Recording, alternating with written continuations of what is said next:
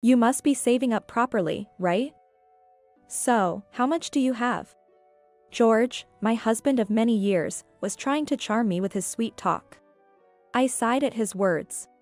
I didn't feel like responding, but I knew my persistent husband would keep asking until I gave him an answer. I've got about $400,000 in the bank account. But remember, that money isn't for spending. I made sure to drive that point home to him. But trying to get the message across to him was pointless. He never listens. Ah, I see, he said, seeming satisfied. The next day, he disappeared from our home with the passbook and cards. Fed up with my foolish husband, I picked up the divorce papers he had left behind. Where on earth had he vanished to? Well, it didn't matter. In fact, this might be the perfect chance for me to disappear as well. With that thought, I took action. And as I vanished, my husband began frantically searching for me. My name is Susan, my 50th wedding anniversary with my husband is almost here. We were blessed with 2 children, Emily and Kevin. They both had graduated from college, found jobs, married, and started their own families. To outsiders, we must have seemed like a happy family. But there was something that had troubled me for years. It was my husband. We met through a matchmaking date. He was the son of my father's mentor. Honestly, I didn't have a great first impression of him. He was 2 years younger than me. Perhaps because of that, he seemed quite naive. And he gave off a somewhat irresponsible vibe at first glance. Moreover, he only talked about himself and never listened to me. It's essential to talk and learn about each other in an arranged meeting. But his stories were far from interesting. Actually, I'm quite entrusted with responsibilities at work. Things often don't run smoothly without me. So, I often finish work late. It's tough unless someone understands that, he declared right off the bat. I managed a wry smile, but frankly, I wanted to tell him that I couldn't deal with such a person. However, as I was searching for words, he pressed on. Well, you'll be an older wife, so you'll understand, right? Could it be that after all his one-sided talking, he was considering marrying me without even listening to my side? Is he sane? Well, I wonder. I had no choice but to respond that way, considering our parents and his parents were there. I thought he would realize I wasn't keen. Yet, for some reason, both he and his parents seemed to like me a lot. My parents were happy too. I couldn't bring myself to object. Back then, it wasn't uncommon to marry someone your parents chose for you. And everyone seemed so happy about it. I thought maybe living together would reveal his good sides. So, begrudgingly, I agreed to the marriage. After marrying, it wasn't that I couldn't see his good sides. True to his boasting, he seemed to do his job well. He went to work diligently every day, and although his career advancement wasn't exceptionally rapid, his salary steadily increased.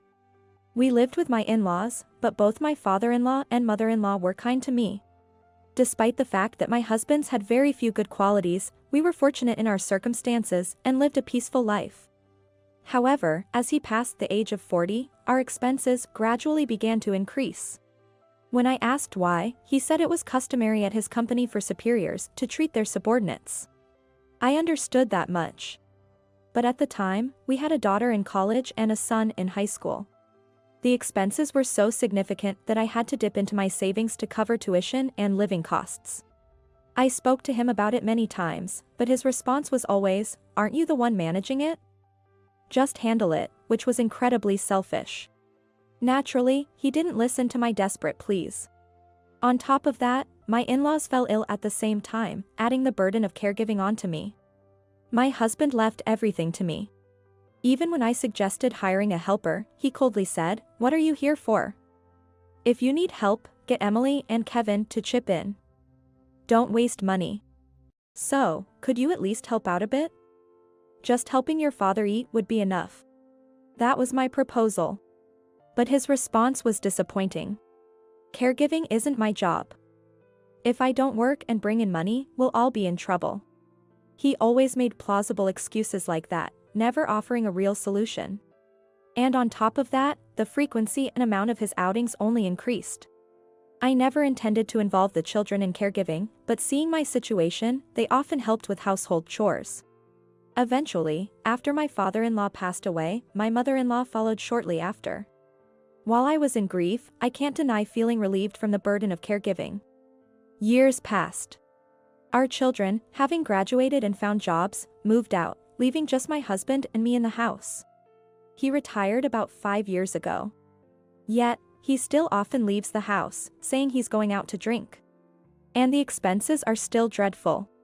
One day, fearing we wouldn't survive if his wasteful spending continued, I said, "George, enough with the spending already.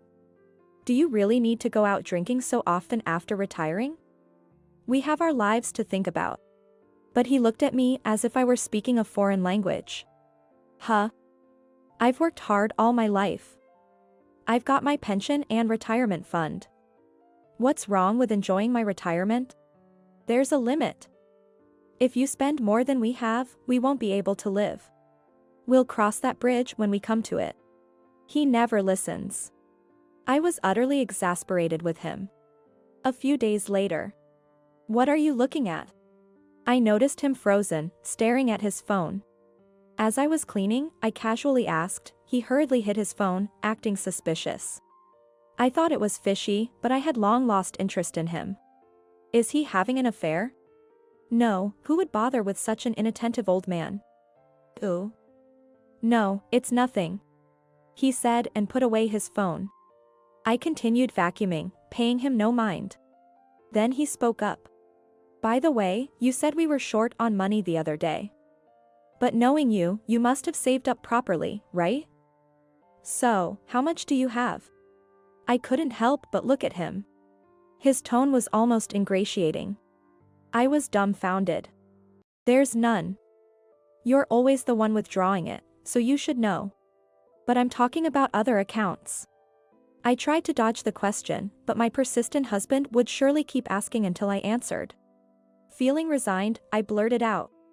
I've got about $400,000 in the bank account. But remember, that money isn't free to spend. If it's gone, we're really finished. I made this very clear to him. But making things clear to my husband was just impossible. Ah, I see, he said, looking satisfied. As much as it's embarrassing to admit, this is the man I married. I had anticipated that he would eventually start demanding that money too. But my expectation was betrayed. The next day, he vanished with the passbook and bank cards, leaving only a divorce paper behind. Such a heartless man. To say that my life has been wasted because of him wouldn't be an exaggeration. And yet, this was how he treated me. Taking all the money and running off, he must have thought it didn't matter what became of me. He must have been having an affair. With that thought, I swore to get thorough revenge and filled in the divorce papers. I immediately took action. My husband was the one who got the papers. That alone signified his intentions. After submitting the divorce papers to the court and having them accepted, I felt a weight lifted off my shoulders. I was about to inform my children about it on my phone. I noticed several missed calls. From my husband, no, my ex-husband. I could imagine him calling in desperation. But I owed him no conversation. If I went home, I would likely run into him. So, I immediately contacted my daughter. Hello, Emily? Mom, what's up? I explained the situation to my daughter. About how George ran off with the passbook and cards containing all our money. About submitting the divorce papers. And about the constant incoming calls.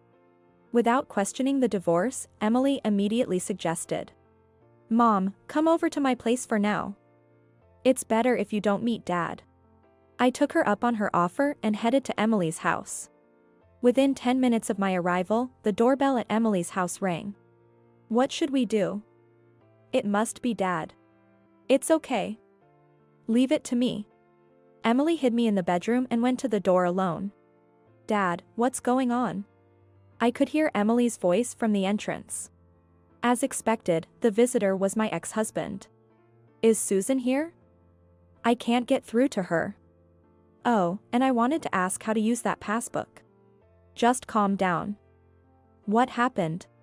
That's the thing, I can't withdraw money from the bank. So, I need to get in touch with Susan.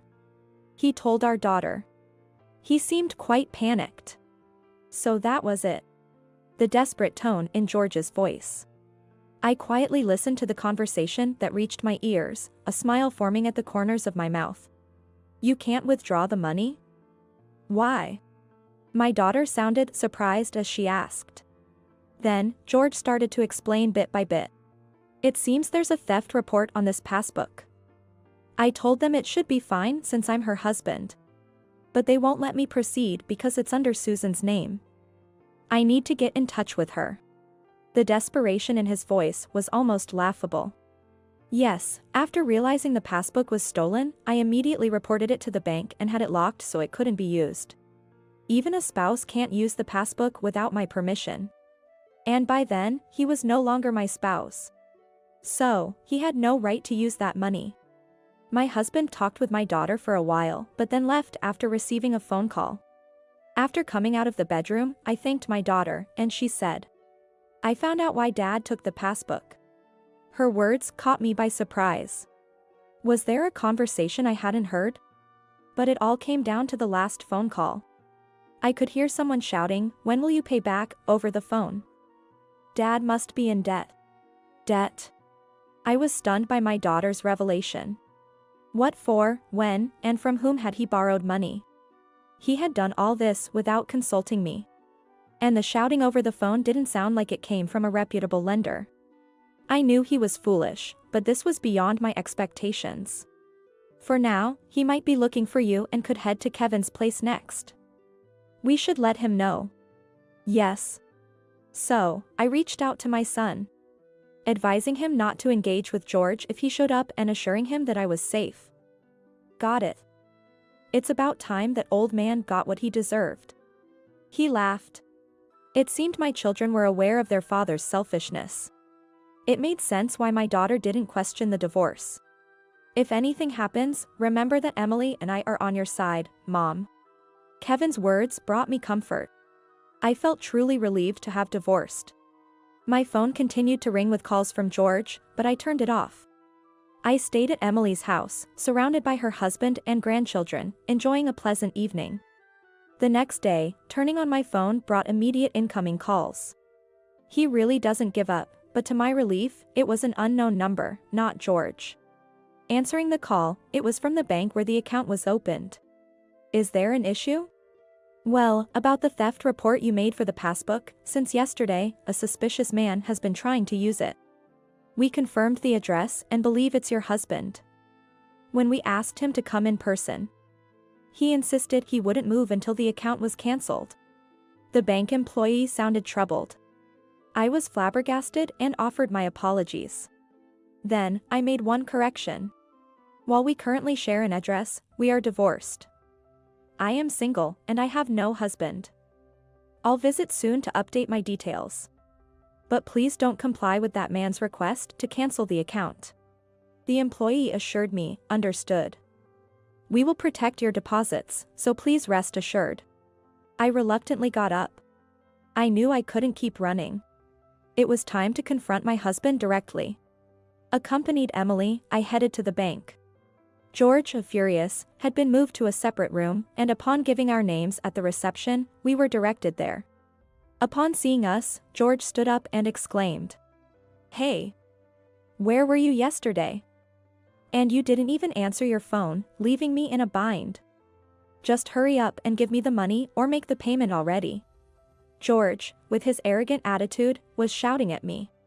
The bank employees were also shocked and tried to calm him down.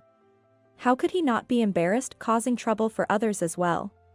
Emily apologized to the bank staff and asked for a moment to take her father away. Hearing their conversation, I spoke up. No.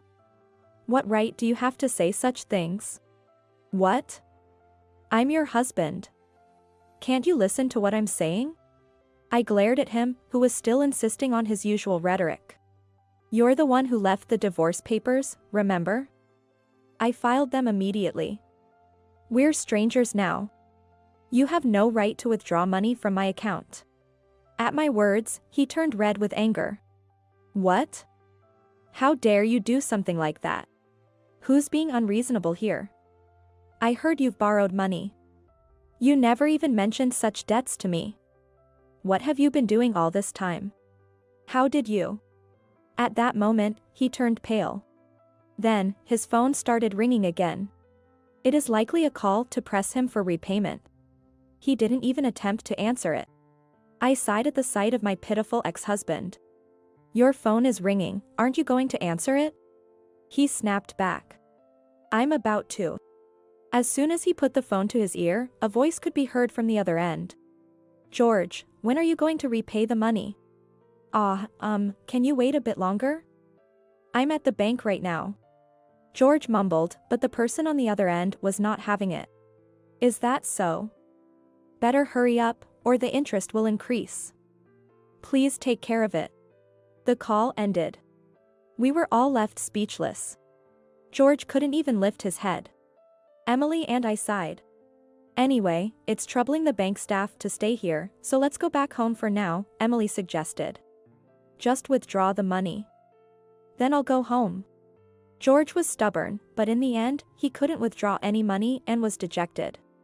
Come on, we're going home. With Emily's urging, he finally moved his heavy body and reluctantly followed us. How pathetic. Why would you even get into debt? Who did you borrow from? In the car, my daughter scolded George. He started to speak in a small voice. After turning 40, he disliked coming home to discussions about caregiving. To kill time after work, he started going to casinos, becoming addicted and continuing even after retirement, hiding it from me. I would nag him about money. And if he admitted it was because of gambling, I would only nag more. He wanted to do as he pleased without anyone complaining, especially after retirement. There were times he won and managed the finances with that money, but eventually, he started borrowing money. The reason he was checking his phone so often was apparently due to frequent messages about repayment. I thought he might not have been having an affair, but this was far worse. I can't believe it. It's embarrassing to say he's my father. Emily was genuinely disgusted and frustrated by George's actions. I felt the same way. How much is it? One. You mean $1,000? Emily inquired. Then, George, seemingly infuriated, raised his voice. It's $100,000. It couldn't possibly be just 1,000. What, are you trying to justify yourself now, you old fool? What are we supposed to do? I had no idea either. Finally, Emily lost her patience. And rightly so. A debt of $100,000. Not only is creating such a debt inexcusable for a family, but he also inquired about my savings.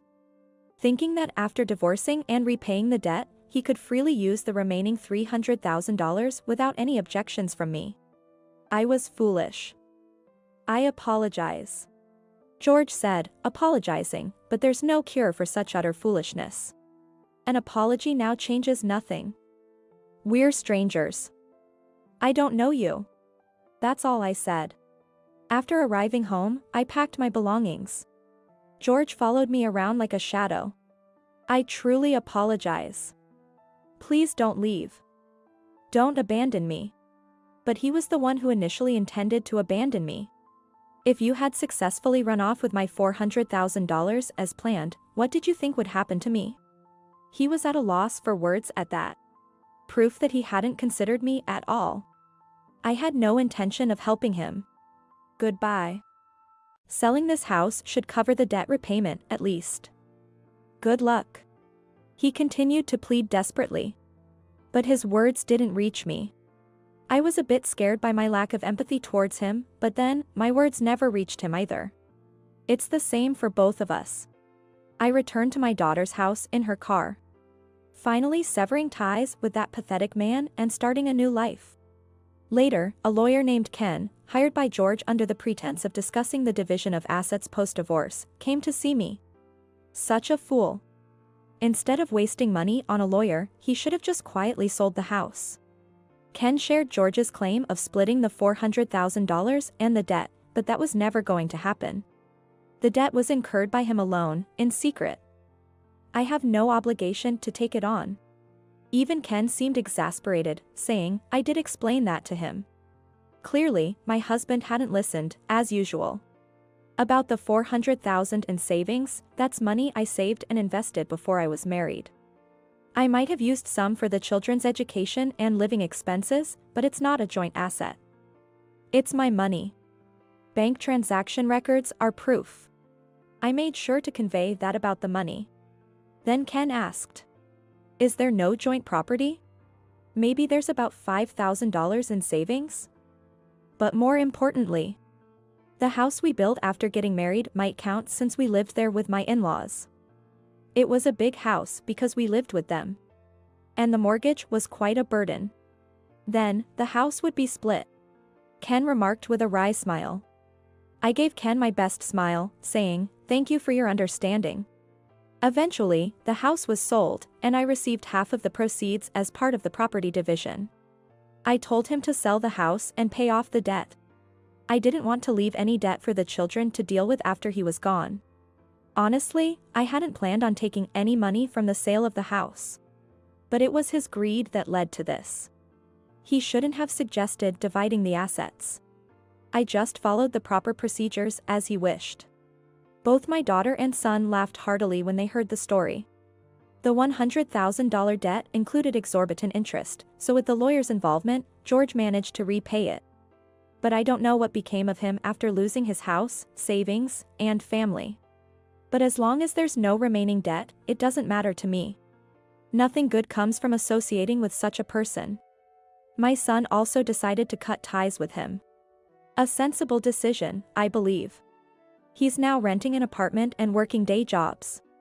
I hope he realizes this is the consequence of his actions and does his best. My daughter then suggested that I move in with her. I'm happy to spend my days with my grandchildren and daughter. Her husband is kind and interested in the investments I used to make, leading to many conversations. After living in an environment where complaints were the norm, this feels like heaven. If there was one good thing about marrying my husband, it was being blessed with my son and daughter. Knowing they're living happily now makes me feel all my efforts were worth it. Now it's my turn. It's never too late to change your life. I want to make up for the past and live happily for the rest of my life.